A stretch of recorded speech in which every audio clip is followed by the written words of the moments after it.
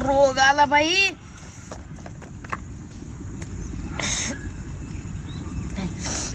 अय मम्मी, अग बाई माझ्या सासूला काय करू मला सांग बर तू तरी.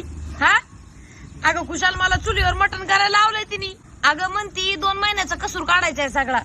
आता मला सांग, आता चुलीवर एक तर कवा धरून फुकू फुकून ना माया पार फेफडे फुगले बाई.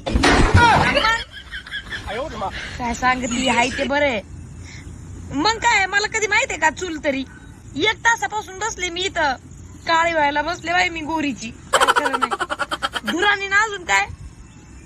हा मस्त भारी लागत मटण लई चुलीवरच. पण आता काय करी ती. बर ठेव, तुला नाही कळणार, तुला कळायचंच नाही मा दुःख ठेव. बाई बाई बाई बाई 2 किलो मटण आता ह्याच्या नलत्यातच बसते.